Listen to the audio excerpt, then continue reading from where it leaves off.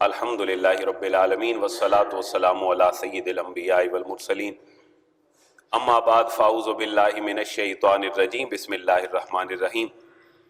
اللہ تبارک و تعالیٰ کی حمد اور اس کے حبیب کریم کی بارگاہ میں ہدیہ پیش کرنے کے بعد ہمارا موضوع صحیح بخاری کے کتاب الادب کی اللہ کے نبی کی تعلیمات چل رہا تھا۔ کچھ احادیث مبارکہ ہم نے پڑھی گزشتہ جمعۃ المبارک پہ، انشاءاللہ اسی تسلسل سے ہم اس کو آج کنٹینیو کریں گے۔ میں نے جو آپ کے لیے احادیث تیار کی پڑھی ان کی تعداد 23 ہے تقریباً، اور ان کا تعلق ہمارے معاشرے کی روزمرہ زندگی کے ساتھ، ہر امیر اور ہر غریب کے ساتھ ان احادیث مبارکہ کے مفہوم کا تعلق ہے، اور یہ احادیث بھی ہوں گی۔ اور یہ بھی ذہن میں رکھیے گا کہ یہ صحیح بخاری کے ایک پورے چیپٹر کے خلاصے کے طور پر ہماری یہ ایک سلسلہ ہے جو چند جمعوں تک انشاءاللہ مشتمل رہے گا۔ ٹوٹل احادیث مبارکہ اس کتاب الادب میں 256 کے قریب موجود ہیں۔ کچھ ریپیٹیشن کے ساتھ ہیں کہ اللہ کے نبی نے حدیث بیان فرمائی تو سننے والے زیادہ تھے، کہیں 5 تھے کہیں 10 تھے، ہر ایک نے آگے بیان کر دی تو حدیث ایک ہی تھی، لیکن اس کے راویوں کی چین کے بدلنے کی وجہ سے وہ محدثین نے دونوں طرف سے، تینوں طرف سے، اور کبھی کبھی 6 طرف سے، 7 طرف سے بھی وہ احادیث لے لی، یعنی سند حدیث کو، فن اسماء الرجال کو اپنے پیک پہ پہنچانے کے لیے محدثین کا یہ اسلوب اور طریقہ رہا۔ تو کتاب الادب میں ٹوٹل حدیثیں ہیں 256۔ کتنی؟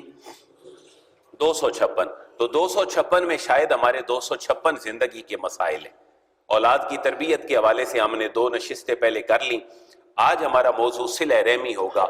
جھوٹی گواہی کے اعتبار سے بھی ہماری سابقہ نشست میں لاسٹ حدیث گزری تھی کہ اللہ کے حبیب سے پوچھا گیا کہ کون کون سا کام بہتر ہے، کن کن سے بچنا چاہیے، بڑے گناہ کون کون سے ہیں۔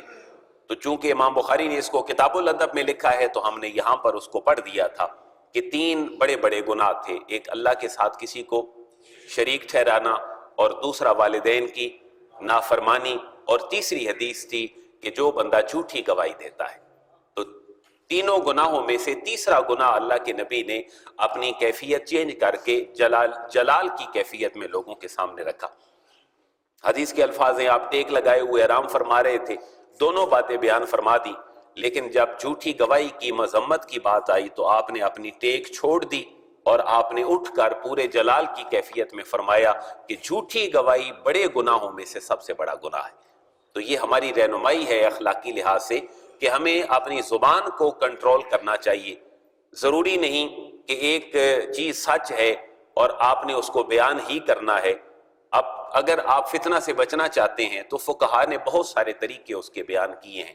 ممکن ہے آپ کے سچ بولنے کی وجہ سے اس سچ میں اور بھی شریک ہوں 100 بندے، آپ کے بولنے کی وجہ سے آپ کے گھریلو حالات خراب ہوتے ہیں۔ تو اگر آپ کو یہ امید ہے کہ کوئی بندہ ایسا سزا نہیں پائے گا کہ جو بے گناہ ہے اور کام چل پڑے گا، تو آپ اپنے آپ کو حکمت کے ساتھ سیو کر سکتے ہیں۔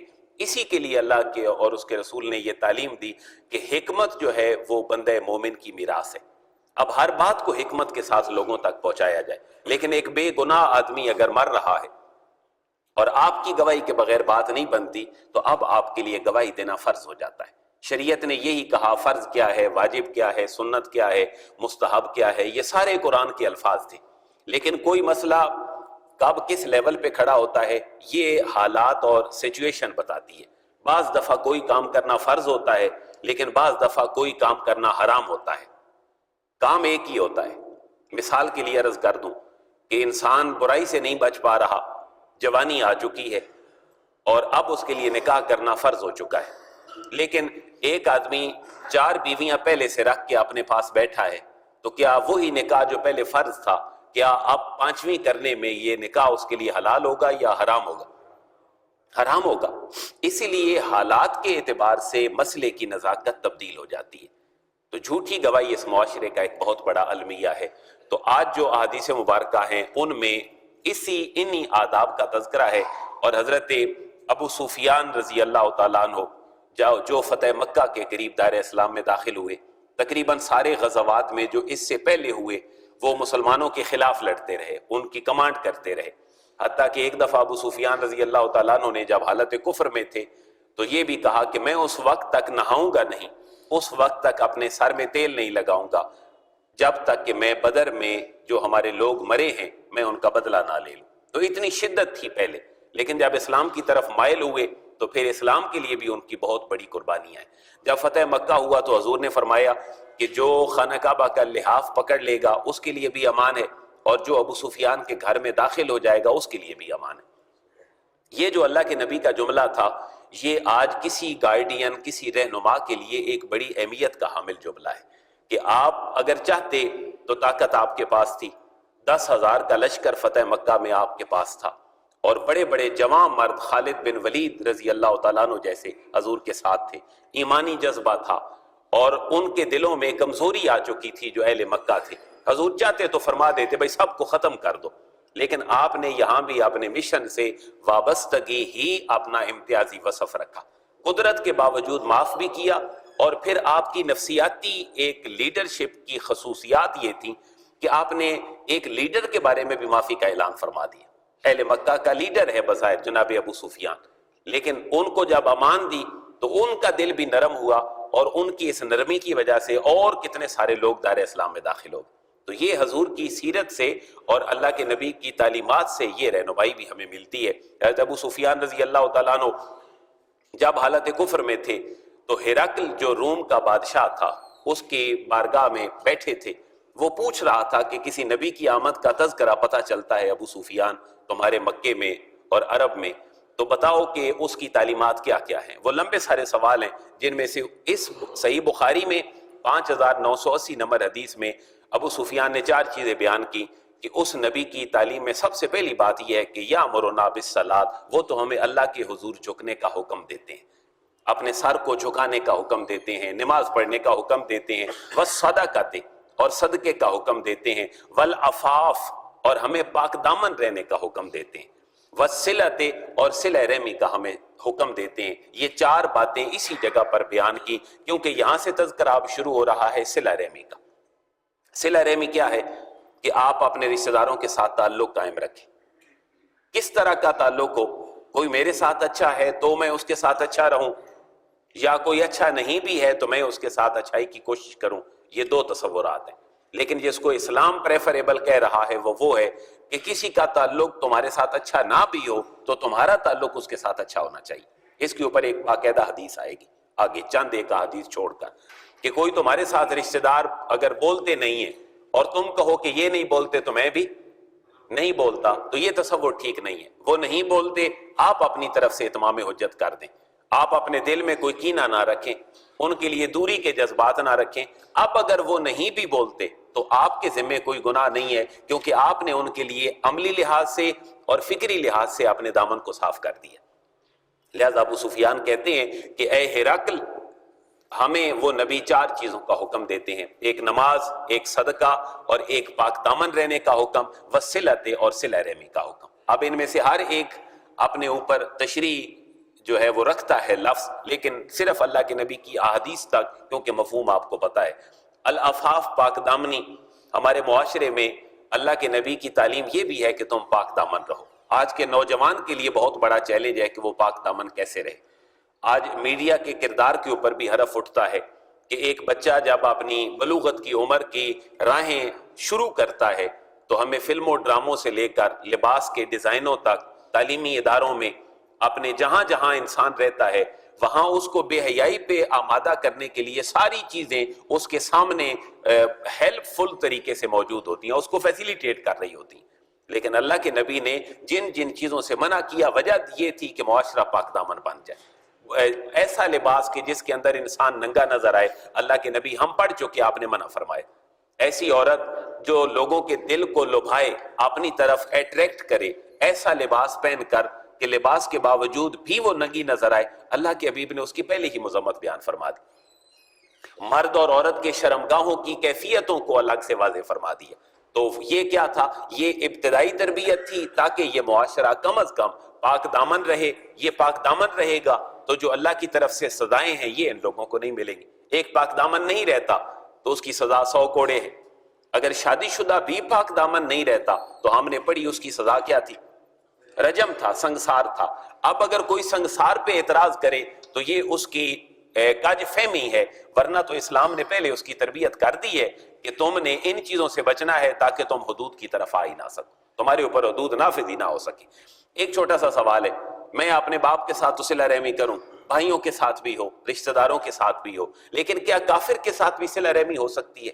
اگلی حدیث مبارکہ ہے 5981، صحیح بخاری کا چیپٹر کون سا ہے؟ کتاب الادب، کیونکہ ہم ساتھ ساتھ یہ دونوں چیزیں رکھیں گے کہ صحیح بخاری بھی پڑھی جا رہی ہے، جمعہ بھی ہو رہا ہے، اور ہماری اخلاقی تربیت جو اللہ کے نبی نے فرمائی ہے وہ بھی جاری اور ساری ہے۔ تو ایک بھائی جو مشرک ہے اس کے ساتھ بھی اس نے سلوک کی تعلیمات ہمارے سامنے موجود ہیں۔ ایک دفعہ ایک مال غنیمت میں کو پہننے کے لیے حلہ آیا کسی طرف سے، جس کو جبہ کہتے ہیں، اللہ کے نبی کی بارگاہ میں جناب حضرت عمر رضی اللہ تعالیٰ نے عرض کی، حضور یہ آپ پہن لیں، اور آپ جب خطبہ ارشاد فرمایا کریں یا لوگوں کے سامنے جائیں، جو وفد آپ کی بارگاہ میں آتے ہیں تو آپ پہن لیا کریں۔ تو اللہ کے نبی نے اس سے انکار فرمایا۔ اب پھر ایک جگہ پہ اور جب سرکار دو عالم کے پاس حلے آئے تو آپ نے جناب عمر رضی اللہ تعالیٰ عنہ کی خدمت میں یہ حکم فرمایا، عمر یہ آپ جبہ تم رکھ لو۔ تو حضرت عمر رضی اللہ تعالیٰ عنہ عرض کرتے ہیں، حضور اس کے بارے میں تو آپ نے منع فرمایا تھا، اب آپ کیوں دے رہے ہیں؟ حضور نے فرمایا، میں تمہیں پہننے کے لیے نہیں دے رہا، تم بیچ کر کسی اور مصرف میں لا سکتے ہو کیونکہ یہ مال غنیمت ہے، یا کسی کو تم دے سکتے ہو۔ اب صحیح بخاری کے الفاظ ہیں کہ فَأَرْسَلَ بِهَا عُمَرُ إِلَىٰ أَخٍ لَهُ مِنْ آلِ مَكَّةَ قَبْلَ أَنْ يُسْلِمَ، حضرت عمر نے اپنے اس بھائی کے لیے اس کو ایسے ہی تحفہ بھیج دیا جیسے حضور نے دیا تھا، من قبل ان یسلم، ابھی تک حضرت عمر کے وہ بھائی دائرہ اسلام میں داخل نہیں ہوئے تھے۔ بعض روایات میں یہ ہے کہ وہ کون تھے؟ آپ کی ماں کی طرف سے، باپ کی طرف سے شریک بھائی تھے، ماں کی طرف سے شریک بھائی تھے، دودھ ساتھ پیا تھا، سگے بھائی تھے۔ یہ ساری روایات محدثین نے لکھی، لیکن اس سے یہ پتہ چلتا ہے کہ اگر کوئی بندہ غیر مسلم بھی ہو تو آپ اس کو گفٹ بھیج سکتے ہیں، لیکن اس کے پیچھے لاجک کیا ہو؟ اس کے پیچھے لاجک یہ ہے، یہ نہ ہو کہ مسلمانوں کے مال آپ لے کر غیر مسلموں کو تحفے میں دیتے رہیں۔ جیسے کوئی کسی ایسے لیول پہ موجود ہے سرکاری سطح پر، تو وہ تو نہ کسی کو تحفہ دے سکتا ہے نہ کسی سے تحفہ لے سکتا ہے۔ ایک سرکاری عہدے پہ بیٹھا بندہ کسی لوگوں سے تحائف نہیں لے سکتا۔ وجہ کیا ہے؟ اس کو تحفہ کون دے گا؟ جس کا کام اس سے وابستہ ہے۔ اب کسی ایک جج کو، قاضی کو، مفتی کو کسی ایسے مسئلے میں جس میں وہ فیصلہ کر رہا ہے اگر کوئی تحفہ بھیج دیتا ہے تو یہ تحفہ اس کے لیے ناجائز۔ پھر کون تحفہ دے گا؟ ایسا کہ آپ اس کو اسلام کی طرف مائل کرنے کی نیت کریں، جس کے لیے قرآن نے لفظ بولا مؤلفۃ القلوب۔ آپ اس کے دل کے اندر الفت پیدا کر دیں اسلام کی کہ یہ میری خیرخواہی سوچ رہا ہے، پھر آپ غیر مسلم کی طرف آپ نے تحفے کا ہاتھ بڑھا سکتے ہیں۔ لیکن کیا زکوٰۃ دے سکتے ہیں؟ مصارف زکوٰۃ میں جو 8 چیزیں بیان ہوئیں ان میں سے ایک لفظ یہ بھی ہے، انما الصدقات للفقراء والمساکین والعاملین والمؤلفۃ القلوب۔ ایک ہے کہ کسی کا دل جیتنے کے لیے آپ اس کو مال زکوٰۃ دے دیں، لیکن پہلے تھا، لیکن اس کے بعد اب قرآن کا یہ حکم معلق ہے، موقوف ہے۔ وجہ کیا ہے؟ کہ کافر اپنا پیسہ مسلمانوں کے خلاف خرچ کرتا ہے، اگر یہ زکوٰۃ کا پیسہ اس کو دیں گے تو یہ بھی مسلمانوں کے خلاف خرچ ہوگا۔ دوسری بات یہ ہے کہ اگر وہ اپنے پیسے لگا کر مسلمانوں کو اپنی طرف راغب کر رہے ہیں، لہٰذا اسلام کا حال بدل گیا، اس کی کیفیت بدل گئی، لہٰذا اب غیر مسلم کو آپ اپنے زکوٰۃ کے پیسوں میں سے پیسہ نہیں دے سکتے۔ لیکن کسی کو گفٹ دے کر معمولی سا آپ اپنی طرف مائل کرنا چاہیں تو صحیح بخاری کی حدیث مبارکہ ہمارے سامنے موجود ہے۔ اگلی حدیث مبارکہ میں اللہ کے نبی نے فرمایا کہ حضرت جبیر بن مطعم رضی اللہ تعالیٰ عنہ کہتے ہیں، سامع النبی، انہوں نے رسول اللہ سے سنا، یقول، آپ فرماتے تھے، لا يدخل الجنت قاطع، جو رشتہ داروں کے ساتھ تعلقات توڑتا ہے، لا يدخل الجنت، وہ جنت میں داخل نہیں ہوگا۔ یہ صحیح بخاری کی حدیث مبارکہ ہے، کتاب الادب ہے، اور 5984 نمبر حدیث مبارکہ ہے۔ جنت میں کیوں داخل نہیں ہوگا؟ اس کی وجہ یہ ہے کہ جنت کا حصول اللہ نے حقوق العباد سے ریلیٹ کر دیا ہے۔ جو ان تعلقات کو توڑتا ہے وہ پھر اس گول کا اور اس منزل کا مستحق نہیں ٹھہرتا۔ محدثین نے اس کی مزید تفصیل اس لیے بیان کی کہ وہ جنت میں داخل کیوں نہیں ہوگا۔ اب اس میں 2 جہتیں ہیں۔ اگر تو کوئی صلہ رحمی لازم تھی، صلہ رحمی لازم تھی، باپ کے ساتھ تعلق صلہ رحمی ہے، ماں کے ساتھ تعلق صلہ رحمی ہے، بہن بھائیوں کے ساتھ تعلق صلہ رحمی ہے، لیکن اگر وہ ایسا نہیں کرتا تو گناہ گار ہے. لیکن اگر وہ اس صلہ رحمی کو قطع رحمی میں بدلتا ہے اور اس کو حلال سمجھ کے بدلتا ہے، کوئی پرواہ نہیں مجھے رب کے حکم کی، یہ میرے ساتھ غلط کرتے ہیں میں بھی ان کے ساتھ غلط کروں گا، اس لیے فرمایا تحدید اور دھمکی کے لیے کہ ایسا بندہ کبھی بھی جنت میں داخل نہیں ہوگا. پھر اگر کوئی موٹیویشن کے بعد اپنے تعلقات بحال کر دیتا ہے تو پھر فرمایا کہ یہ ابتدائی جنت میں جانے والے لوگوں کے ساتھ جنت میں نہیں جائے گا، شاید کہیں پیچھے رش میں ہو تو اللہ اس کو جنت میں بھیج دے، ورنہ اللہ کے نبی فرما رہے ہیں کہ قطع رحمی کرنے والا کبھی جنت میں داخل نہیں ہوگا. اگلی حدیث مبارکہ جس کے لیے موٹیویشن اور ترغیب دی اللہ کے نبی نے، کہ حضرت ابو ہریرہ رضی اللہ تعالیٰ عنہ کہتے ہیں سمعت رسول اللہ، میں نے رسول اللہ سے سنا، یقول آپ فرماتے تھے من سرہ اور من احبا، جس کو یہ پسند ہو یہ بات کہ اس کا ان یبسط لہ فی رزقہ، اللہ اس کا رزق وسیع کر دے، او ینسع لہ فی اثرہ، اللہ اس کی زندگی کو طویل کر دے، تو فلیصل رحمہ، اس کو چاہیے اپنے رشتہ داروں اور انسانوں کے ساتھ صلہ رحمی کرے. اب دو ریوارڈ اس کو ملیں گے. نمبر 1 کیا ہوگا؟ اس کا رزق بڑھ جائے گا. اب رزق کیسے بڑھے گا؟ صلہ رحمی ہوگی تو ان کے گھروں میں جانا پڑے گا، اور پھر اللہ کے نبی کی سنت یہ بھی ہے کہ کچھ لے کے جائیں. مریض ہے تو تیمارداری کے لیے جانا پڑے گا. اگر آپ گاڑی پہ جاتے ہیں آپ کا تیل خرچ ہوتا ہے، آپ کا وقت وہاں پر صرف ہوتا ہے، لیکن اللہ کے حبیب یہ فرما رہے ہیں کہ اس کا رزق کیا ہوگا؟ وسیع ہوگا. بظاہر خرچ ہو رہا ہے، یہاں انڈیکیشن اس بات کی طرف ہے کہ تم خرچ کرو گے اللہ تمہیں ڈبل عطا فرما دے گا، اس لیے تمہارا رزق کیا ہو جائے گا؟ وسیع. دوسرا ایک اور پہلو بھی پوشیدہ ہے کہ اگر تم اس کے ساتھ صلہ رحمی کرو گے اپنے رشتہ دار کے ساتھ، ممکن ہے اللہ نے اس کو بڑا عہدہ دیا ہو، ممکن ہے اللہ نے اس کو معاشرے کے اندر ترقی دی ہو، مالی لحاظ سے، معاشرتی لحاظ سے، کسی بھی حوالے سے، اور آپ کے کاروبار کو وہ سٹینڈ کروا دے، آپ کو وہ سٹینڈ کر دے.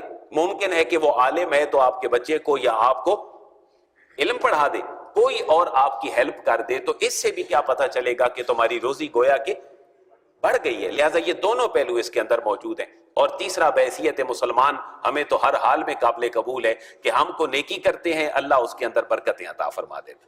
اس لیے یہ کہا گیا کہ جس کو یہ پسند ہو کہ اس کا رزق بڑھے وہ کیا کرے؟ صلہ رحمی اختیار کرے. اور ینسع لہ فی اثرہ، یا یہ ہو کہ اس کی موت کو مؤخر کر دیا جائے، یعنی اس کی زندگی طویل ہو تب بھی وہ کیا کرے؟ صلہ رحمی کرے. یہاں مجھے یاد ہے آج سے کچھ سال سوا سال پہلے تقدیر کے موضوع پہ گفتگو تھی تو میں نے دوستوں کے سامنے 1-2 پوائنٹ رکھے تھے. آج کو نیا ہو تو میں وہ پھر بھی عرض کر دیتا ہوں اس حدیث کے ضمن میں کہ عمر کیسے زیادہ ہوگی. اس پہ ایمان ہے کہ یہ حدیث کس کی ہے؟ صحیح بخاری کی. صحیح بخاری پہ امت کا اتفاق ہے. حدیث نمبر ہے 5985، کتاب الادب ہے. بھائی عمر کیسے بڑی ہو جائے گی جب وہ صلہ رحمی کرے گا؟ اس کی عمر اگر 60 سال ہے تو حدیث بتا رہی ہے کہ کم از کم 1 سال بھی بڑھے تو کتنی ہوگی؟ تو یہ اللہ کے نبی کی حدیث ہے. یہ عمر کیسے بڑھے گی؟ اس سے علماء نے تقدیر کا مسئلہ نکالا کہ ایک ہے لوح محفوظ پہ اللہ نے میرے اور آپ کے سارے حالات کو لکھ دیا ہے.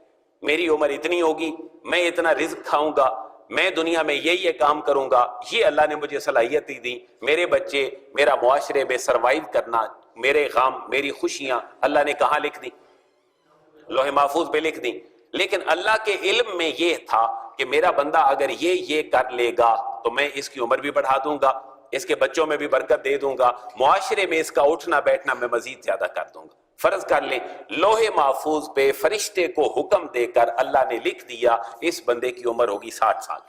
لیکن اللہ کے علم میں ابھی یہ بات ہے جو لوح محفوظ کو مٹانے کی طاقت بھی رکھتا ہے. اللہ کے علم میں یہ بات ہے کہ یہ بندہ اگر رشتہ داروں کے ساتھ اپنا میل جول بہتر رکھے گا اور یہ نیکیاں کر دے گا، فرض کر لیں اللہ نے مال دیا تو حج کر لے گا، اللہ نے اس کو توفیق دی اتنی نمازیں پڑھ دے گا، تو اللہ کے علم میں یہ تھا کہ میں 60 نہیں اس کو 65 دوں گا.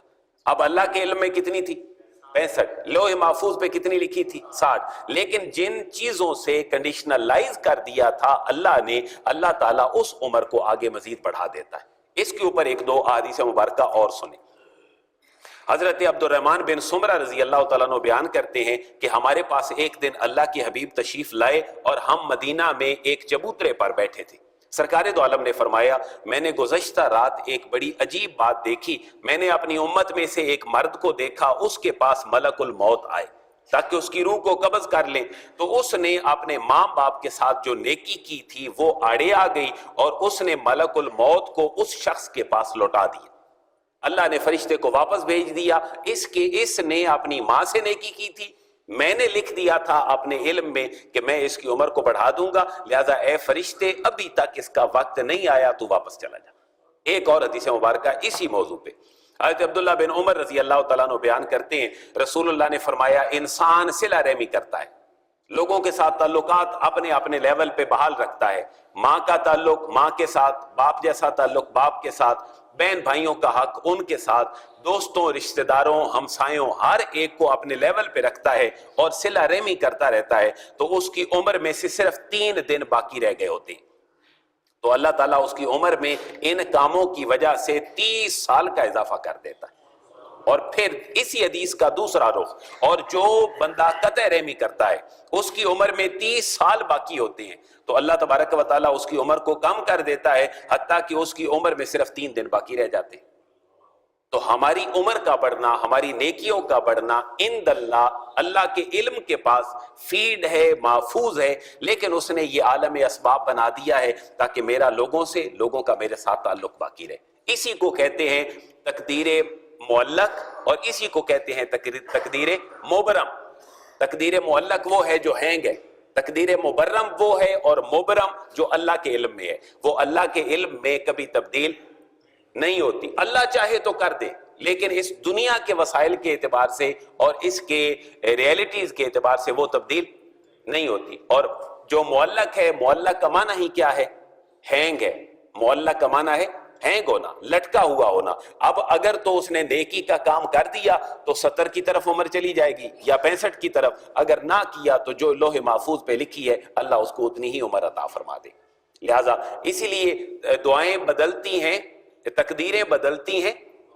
وہ کون سی دعا ہوتی ہے کہ تقدیر لکھی گئی، ماں نے دعا کی، اللہ نے لوح محفوظ پہ کچھ اور لکھ دیا، کسی بزرگ نے ہاتھ اٹھا کر دعا کی، اسی سے پھر یہ شبہ ہوتا ہے کہ کوئی بیٹا کہاں سے ملا۔ ممکن ہے کسی اللہ کے نیک بندے کے پاس جا کر کوئی بندہ دعا کروائے، اس بندے کے اٹھے ہوئے ہاتھوں کے بدلے اللہ اس کو اولاد دے دے، تو یہ اللہ تبارک و تعالیٰ لوح محفوظ کو مٹا دیتا ہے۔ یہ کسی محدث کی بات نہیں، یہ کسی مفسر کی بات نہیں، یہ اللہ تبارک و تعالیٰ خود اپنی کتاب لا ریب میں یہ ارشاد فرما رہا ہے کہ میں یمحو اللہ ما یشاء ویثبت وعندہ ام الکتاب۔ یہ سورہ رعد کی 39 نمبر آیت مبارکہ ہے۔ یمحو اللہ، اللہ مٹا دیتا ہے، محو کر دیتا ہے، ما یشاء جس کو چاہتا ہے، ویثبت اور جس کو چاہتا ہے اس کو ثابت رکھتا ہے، وعندہ ام الکتاب۔ اصل علم کس کے پاس ہے؟ عندہ، یہ اللہ کے پاس ہے۔ اگر کسی کو اس مسئلے میں کوئی کلیریفیکیشن نہ ہو، وہ جمعے کے بعد بیٹھ کے یہ بات کر سکتا ہے، کیونکہ تقدیر کا مسئلہ ہے۔ پہلی بات تو یہ ہے کہ اس میں گفتگو ڈیبیٹ نہ ہو، لیکن رہنمائی کے لیے ہمیں یہ پتہ ہونا چاہیے کہ تقدیر معلق اور تقدیر مبرم ان دونوں کے اندر فرق ہے۔ تقدیر معلق لوح محفوظ کی بات ہے، تقدیر مبرم اللہ کے علم کی بات ہے۔ لوح محفوظ پہ تبدیلی ممکن ہے صلہ رحمی سے، نیکی کرنے سے، نماز پڑھنے سے، دعا کرنے سے، لیکن تقدیر مبرم وہ ہے جو اللہ کے علم کے اندر موجود ہے۔ اب اس کی مثال کیا ہے کہ حضرت نوح علیہ السلام کے بیٹے کا مسئلہ ہے قرآن مجید میں، تو حضرت نوح علیہ السلام نے عرض کیا اللہ میرے اس بیٹے کو میں کشتی میں بیٹھا، تو اللہ نے کیا فرمایا؟ نہیں۔ کیوں؟ کہ علم الہی میں ایسا نہیں ہے، لوح محفوظ پہ ہوتا تو میں اس کو ریموو کر دیتا، لیکن یہ کہاں ہے؟ یہ علم الہی میں، یہ میرے علم میں ایسے ہی ہے، اور میں نے ایک سبق دنیا والوں کے سامنے رکھنا ہے کہ تم اپنا کام کرتے رہو، ممکن ہے کبھی کبھی اولادیں بھی ٹھیک نہیں ہو پاتی، لہٰذا تم مایوس نہ ہو، اور اللہ کے نبی کا رول ماڈل ساری کائنات والے لوگوں کے سامنے رکھ کر آگے بھیج دیا۔ اس سے اگلی حدیث مبارکہ جس کا امام بخاری نے بڑا پیارا ٹائٹل باندھا کہ جو شخص رشتہ جوڑے گا، اللہ فرماتا ہے میں بھی اس بندے کے ساتھ اپنا رشتہ جوڑوں گا، اور جو بندہ کسی بندے سے رشتہ توڑے گا، اللہ فرماتا ہے میں بھی اس بندے کے ساتھ اپنا رشتہ توڑ دوں گا۔ لہٰذا اللہ کا ملنا تو اللہ نے کہاں رکھ دیا ہے؟ لوگوں کے پاس رکھ دیا ہے کہ تم لوگوں کے ساتھ خیر کا معاملہ کرتے رہو، تمہیں اللہ مل جائے گا۔ اب یہاں سے یہ بھی بات پتہ چلتی ہے کہ ایک تنہا بندے کا نیک ہونا تہجد بھی پڑھنا، اشراق بھی پڑھنا، چاشت بھی پڑھنا، سارے کام کرنا، لیکن معاشرے کی بہتری کے لیے وہ بات نہیں سوچتا، تو اس کا صرف ایک فائدہ ہے کہ یہ خود ٹھیک ہے۔ لیکن ایک بندہ تہجد بھی پڑھتا ہے، اشراق بھی پڑھتا ہے، اس کے اندر لوگوں کی تڑپ ہے، تو اللہ تبارک و تعالیٰ اس بندے کو اجر عظیم عطا فرما دیتا ہے۔ اللہ کے حبیب تہجد پڑھتے تھے، نماز فرض تھی، لیکن آپ تہجد کے ساتھ طائف میں بھی جاتے تھے۔ آپ اگر اشراق پڑھتے تھے تو غزوہ بدر، غزوہ احد، غزوہ خندق، لوگوں کے آنے کا سلسلہ، حضور کے سفارتی تعلقات، حضور کا مکہ سے مدینہ ہجرت، کیا ان نمازوں کے منافی تھا؟ لہذا کمال مومن اللہ کو پسند وہ ہے جو خود بھی نیک ہو اور لوگوں کو بھی نیکی کی طرف راغب کرنے والا ہو۔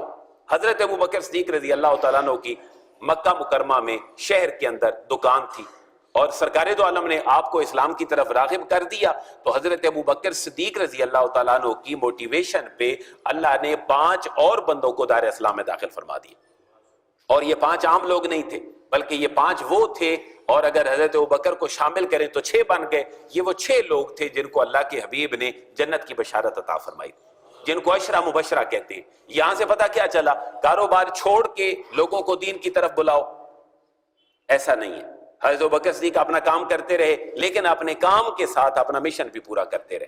اس لیے اسلام یہ ریکوائر نہیں کرتا کہ ایک بندہ اپنا پورا سسٹم چھوڑ کے بیچ دے اور پھر کہے اب میں دین کے راستے پہ چلا ہوں۔ نہیں، جس لیول پہ بیٹھا ہے وہ لوگوں کی خیر کا سبب بنتا رہے۔ ایک نیک آدمی ہے، اس کو دین کا پتہ ہے، اس کی سبزی کی دکان ہے، وہ سبزی بیچے، لوگوں کو بیچتے ہوئے ہر بندے کو ایک نہ ایک بات بھی کہتا جائے تو شاید کسی بندے کو پہلے سے پتہ نہ ہو۔ ایک بندے کا کپڑے کا کاروبار ہے، اس کے پاس لوگ دن میں 100 آتے ہیں، ہر بندے کو حکمت کے ساتھ خیر کی بات کہتا جائے۔ یہ بھی نہ ہو کہ لوگ اس کی چڑ بنا لے کہ ہم یہاں سودا لینے جاتے ہیں اور یہ بندہ ہمیں اس لیول پہ آ کے ٹریٹ کرتا ہے۔ غیر محسوسانہ حکمت کے ساتھ لوگوں کی قربت اختیار کر لی جائے۔ اگلی حدیث مبارکہ میں فرمایا، جس کا مفہوم میں نے عرض کر دیا، کہ اللہ نے فرمایا حدیث قدسی، من وصلک وصلتہ ومن قطعک قطعتہ، اے رحم، اے صلہ رحمی، جو تجھے قطع کرے گا میں بھی اس کو قطع کر دوں گا، اور جو تجھے ملائے گا یعنی لوگوں کے ساتھ ملاپ رکھے گا میں بھی اس بندے کو اپنی مزید قربت عطا فرما دوں گا۔ اس سے اگلی حدیث مبارکہ میں اب وہ مفہوم ہے کہ میری صلہ رحمی کا مستحق کون ہے؟ جو میرے ساتھ ٹھیک ہے۔ آج یہی رواج ہے، جو میرے ساتھ ٹھیک ہے مجھے بھی اس کے ساتھ ٹھیک رہنا ہے، جو میرے ساتھ ٹھیک نہیں ہے تو مجھے بھی اس کے ساتھ ٹھیک رہنے کی ضرورت نہیں ہے۔ ہم عموماً سوچتے ہیں یا وہ ہمارے گھر نہیں آتے تو ہم ان کے گھر کیوں جائیں؟ گھر کسی کے بے شک کوئی جائے نہ جائے دور حاضر میں، لیکن اس کے لیے نیت کا صالح رہنا، اس کے لیے دل کے اندر کینے کا نہ ہونا، یہ اور پازیٹیو جذبات کا انسانی دل کے اندر دل و دماغ میں ہونا، یہ نہایت ضروری ہے۔ اب ایگزیکٹ حدیث سنیں کہ میری صلہ رحمی کا مستحق کون ہے؟ صرف وہ جس نے میرے اوپر احسان کیا؟ نہیں، جس نے مجھے تکلیف دی وہ بھی میری صلہ رحمی کا مستحق ہے۔ اور یہ حدیث مبارکہ ہے 5991۔ حضرت سفیان رضی اللہ تعالیٰ عنہ اور مختلف اس میں اور بھی محدثین موجود ہیں کہ سرکار دو عالم علیہ تحیت و ثنا نے فرمایا، لیس الواصل بمکافی، جو بدلہ دینے والا ہے وہ صرف صلہ رحمی والا نہیں ہے، ولکن الواصل الذی اذا قطعت رحمہ وصلہ۔ میں نے بالکل ایگزیکٹ الفاظ پڑھ دیے کہ صلہ رحمی کرنے والا وہ ہے کہ جب اس سے قطع رحمی کی جائے تو وہ رحم کا تعلق نہ توڑے۔ اس بات کی آج بہت ضرورت ہے کہ ہم ان لوگوں کے ساتھ صرف تعلقات قائم نہ رکھیں جو صرف ہمارے ساتھ ٹھیک ہیں، بلکہ کوئی ٹھیک نہیں بھی ہے تو ہمیں کیا کرنا چاہیے؟ حت الوسع، اگر ہم سلام کریں وہ سلام کا جواب نہ دے۔ یہاں تو آج بات یہاں پہنچ چکی ہے کہ ہم اپنے سگے بھائیوں کو، رشتہ داروں کو عید تک بھی نہیں ملتے، لیکن کرنا کیا چاہیے؟ ممکن ہے ایک بندہ زیادتی کر بیٹھا ہو اور اس کو زیادتی کی سمجھ بھی نہ ہو، اور اس کو یہ ریئلائز بھی نہ ہو کہ میں غلط کر رہا ہوں اپنے بھائی سے، رشتہ دار سے، دوست سے، تو میں کم از کم کیا کر سکتا ہوں کہ اس کے لیے اپنے دل سے برے جذبات کو ریموو کر سکتا ہوں، اور میں حت الوسع کوشش کروں کہ میں اس کے ساتھ ٹھیک ہوں۔ جہاں بھی ملے سلام کر دے، سلام کا جواب نہ بھی دے تو سلام کرنے والوں کو تو اللہ نیکی عطا فرما دیتا ہے۔ اس لیے یہ حدیث آج کے زمانے میں بہت غور طلب ہے اور اس کے اوپر عمل کرنا چاہیے۔ پھر دیکھیں حضور کی نفسیاتی تربیت کہ ایک بندہ صلہ رحمی کرتا ہے لیکن آگے سے اس کو ریسپانس اچھا نہیں آتا تو کیا اس کا عمل ضائع چلا جائے گا؟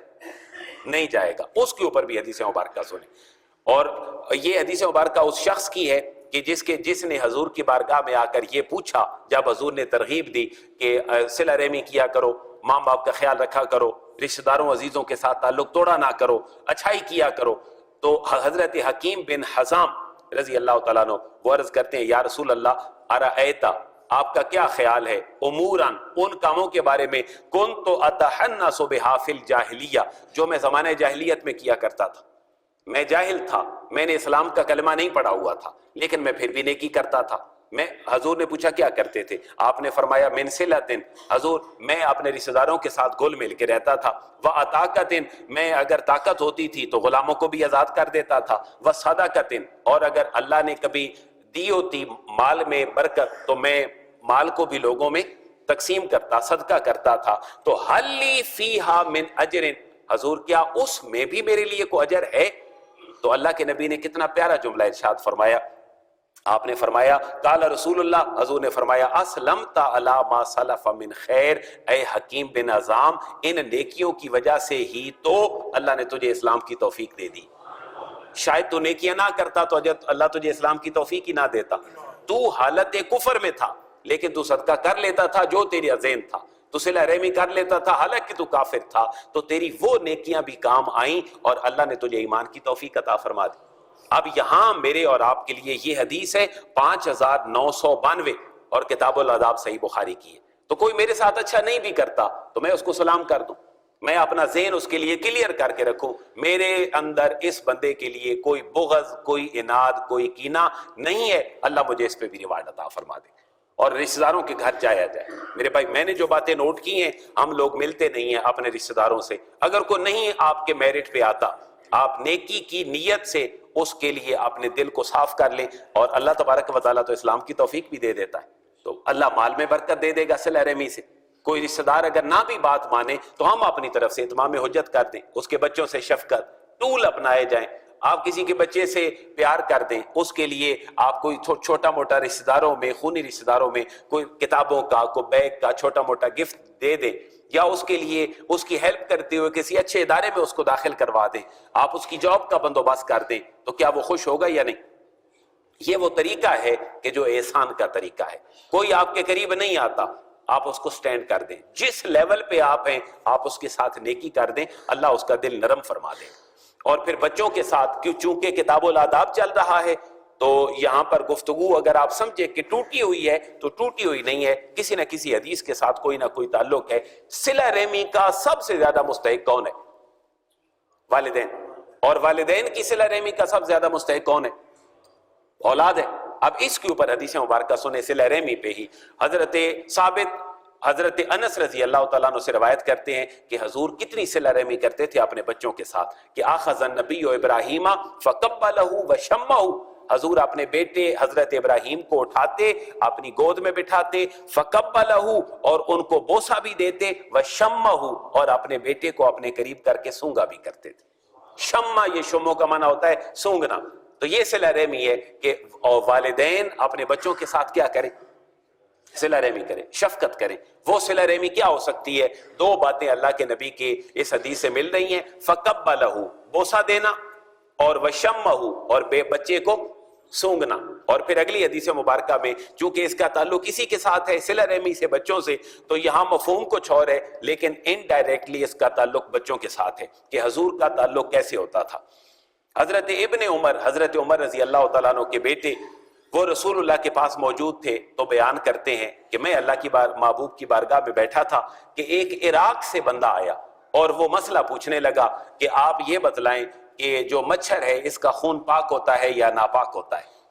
تو حضرت عمر رضی اللہ تعالیٰ عنہ فرماتے ہیں کہ دیکھو ابن عمر، ان کے بیٹے سے یہ روایت ہے کہ تم کہاں سے آئے ہو؟ اس نے کہا میں تو عراق سے آیا ہوں۔ تو فرمایا اس شخص کی طرف ذرا دیکھو کہ یہ مجھ سے مچھر کے خون کے متعلق سوال کر رہا ہے، اور ان لوگوں نے نبی صلی اللہ علیہ وسلم کے نواسے کو قتل کر دیا تھا، انہیں اس وقت تک خیال نہیں آیا تھا۔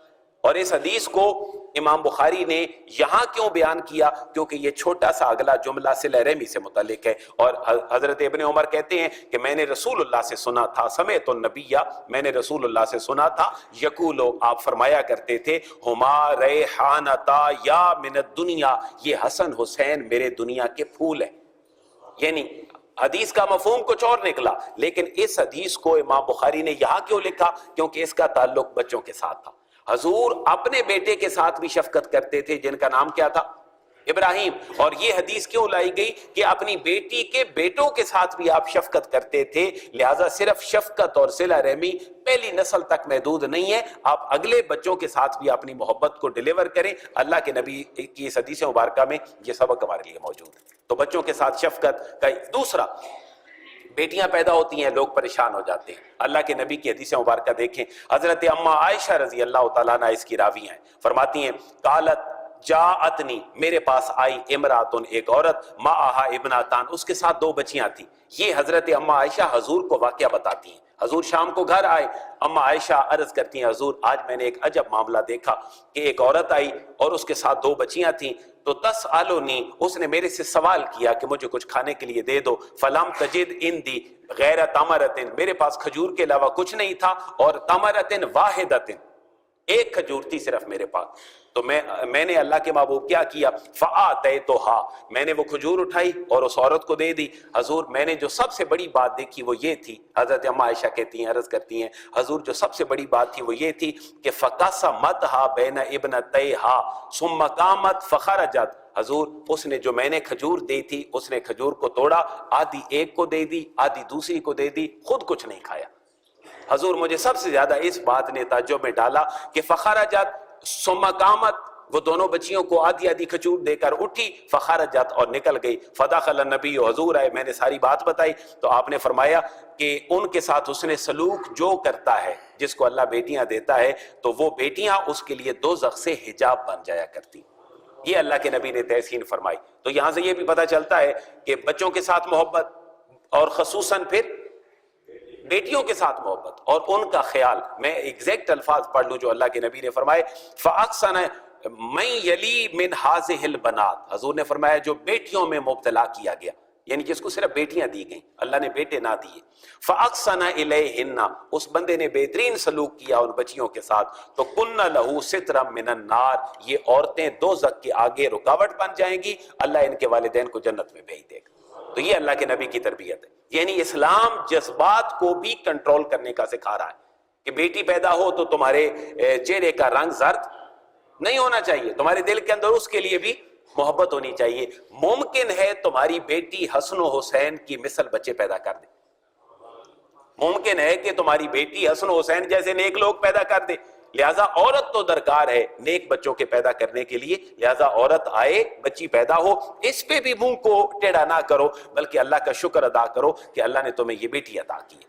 اور پھر حضور کتنی شفقت کرتے تھے، یہاں بڑی گہری حدیث مبارکہ ہے کہ اللہ کے نبی اپنے گھر میں نماز ادا فرمایا کرتے تھے۔ میں نے پہلے بھی عرض کیا، اللہ فرائض وہ ہیں جو اللہ نے فرض کی، سنتیں وہ ہیں جو اللہ کے نبی پڑھا کرتے تھے، کبھی تاکید سے پڑھی تو سنت موقدہ، گاہے گاہے پڑھی تو سنت غیر موقدہ۔ اب حضور جب گھر میں نماز پڑھتے تو حدیث مبارکہ کے الفاظ ہیں، حضور کی ایک نواسی تھی جس کا نام تھا امامہ، الف کے اوپر پیش، میم الف ماں، میم اور تے، امامہ، یہ حضرت زینب رضی اللہ تعالی عنہا کی بیٹی تھی۔ حضرت زینب جو حضور کی بیٹی تھی، ان کی بیٹی تھی جن کا نام تھا امامہ، اور ان کے بارے میں راوی کہتے ہیں کہ فصلى فاذا ركع ودع واذا رفع رفع، کہ جب حضور رکوع میں جاتے، حضور سجدے میں جاتے تو وہ امامہ حضور کی نواسی کبھی حضور کے اوپر بیٹھ جاتی، آپ تحیات بیٹھتے تشہد تو حضور کی گود میں بیٹھ جاتی، اور حضور جب اٹھتے تو حضور اس کو تھوڑا سا سائیڈ پہ کر کے کھڑے ہو کر اپنی نماز دوبارہ سے شروع فرما دیتے،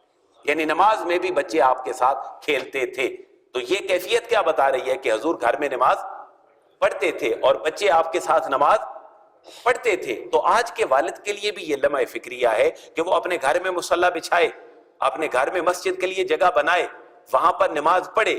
اس سے فائدہ یہ ہوگا، بہت زیادہ فائدوں میں سے، کہ اس کے بچے نماز پڑھنا شروع کر دیں گے۔ اور پھر حضور بچوں کو بوسہ بھی دیتے، حضور ان کے ساتھ ایک تعلق قائم کرتے۔ مختصر کرتے ہوئے عرض کر دوں، اقرا بن حابس تمیمی ایک صحابی رسول ہیں، جالسان، یہ حضور کے پاس آئے بیٹھے ہوئے تھے، فقال الاقرا، تو سرکار دو عالم نے حضرت حسن رضی اللہ تعالیٰ عنہ کو بوسہ دیا۔ آپ چھوٹی عمر کے تھے حضرت حسن، چند سالوں پہ مشتمل آپ کی عمر تھی کہ اللہ کے نبی کا وصال ہو گیا، تقریباً 6 سال 7 سال عمر تھی جناب امام حسن کی، تو حضور پردہ فرما گئے۔ تو حضرت امام حسن حضور کی بارگاہ میں تھے، آپ نے بوسہ دیا، تو اقرا بن حابس تمیمی حضور کی بارگاہ میں بیٹھے تھے، انہوں نے حضور کی بارگاہ میں عرض کیا، حضور ان لی عشرۃ من ولد، حضور میرے تو 10 بیٹے ہیں، ما قبلت منہم احدا، میں نے تو ان کو کبھی بوسہ نہیں دیا، میرے 10 بیٹے ہیں، میں نے تو ان کو کبھی بوسہ نہیں دیا، آپ نے اس کو بوسہ دیا ہے۔ فنظر الیہ رسول اللہ، حضور نے یوں اس کی طرف دیکھا، نظر اٹھائی، ثم قال، اور پھر آپ نے فرمایا من لا یرحم لا یرحم، جو رحم نہیں کرتا اس کے اوپر رحم نہیں کیا جاتا، اس لیے بچوں کے اوپر رحم کیا کرو۔ ہم صرف اتنی حدیث پڑھتے ہیں، من لا یرحم لا یرحم، بچپن میں پڑھی تعلیم نصاب میں، جو رحم نہیں کرتا اس پر رحم نہیں کیا جاتا، لیکن اصل اس حدیث کی بیک گراؤنڈ یہ تھی جو میں نے آپ کے سامنے عرض کر دی۔ پھر حضور نے ایک اور جملہ بھی ارشاد فرمایا، ایک اور اعرابی حضور کی خدمت میں آئے، فقالا، اور عرض کرتے ہیں تقبلون الصبیان، تم اپنے بچوں کے بوسے دیتے ہو، فما نقبلہم، ہم نے تو اپنے گاؤں اور علاقوں میں کبھی بچوں کے بوسے نہیں دیے۔ فقام النبی، فقال النبی، حضور نے فرمایا او املک لک ان نزع اللہ من قلبک الرحمہ، اگر اللہ نے تیرے دل سے رحم نکال دیا ہے تو پھر میں کیا کر سکتا ہوں؟ تم بچوں کے ساتھ یہ شفقت نہیں کرتے، اللہ نے اگر تمہارے دل سے رحم نکال دیا ہے تو پھر میں کیا کر سکتا ہوں؟ لہذا میرے بھائی، یہ تعلق بچوں کے ساتھ صلہ رحمی والا، ان احادیث کا خلاصہ یہ نکلا کہ صلہ رحمی کا سب سے بڑا مستحق کون ہے؟ اگر بیٹا ہے تو اس کی صلہ رحمی کا مستحق کون ہے؟ آج لمحہ فکریہ ہے میرے نوجوان بھائی کے لیے، جو اپنے موبائل پہ اپنا وقت اپنے دوستوں کو دیتا ہے، فلم دیکھنے بھی چلا جاتا ہے، آؤٹنگ پہ بھی چلا جاتا ہے، لیکن صرف گھر سونے کے لیے آتا ہے، یہ اس میرے بھائی کے لیے اور اس دوست کے لیے لمحہ فکریہ ہے جو نایاب نگینے گھر میں ہیں، ماں باپ کی شکل میں، بہن بھائیوں کی شکل میں، ان کی قربتیں جو نہیں پاتا وہ واپس آ جائے۔ وہ اپنے ذہن میں رکھ لے کہ دوست ساری عمر مل جائیں گے، لیکن جس کے قدموں کے نیچے میری جنت ہے، اس چلی گئی تو وہ کبھی زندگی میں نہیں ملے گی، میرا والد مجھے کبھی نہیں ملے گا، میرے دوست مجھے ساری عمر ملتے رہیں گے۔ تو میری یہ حدیث خصوصاً میں ڈیڈیکیٹ کر رہا ہوں اپنے بھائیوں اور اپنے بچوں کے نام، جو اپنے موبائل پہ، اپنے فیس بک پہ، اپنی واٹس ایپ پہ، اپنی آؤٹنگ پہ دوستوں کو پریفر کرتے ہیں۔ آپ کی صلہ رحمی میں دوست کا کردار چوتھے نمبر پر ہے، سب سے پہلے کس کا ہے؟ والدین، اور والدین کے اوپر بھی لازم ہے کہ ان کی صلہ رحمی کا مستحق کون ہے؟ ان کی اولاد ہے۔ تو یہ میڈیا کے بارے میں بھی تو رہنمائی اللہ کے نبی نے ہماری کر دی ہے، انشاءاللہ یہ سلسلہ مزید آگے جاری رہے گا۔ اللہ تبارک و تعالی ہمیں ان آداب کو سیکھنے کی توفیق نصیب فرمائے۔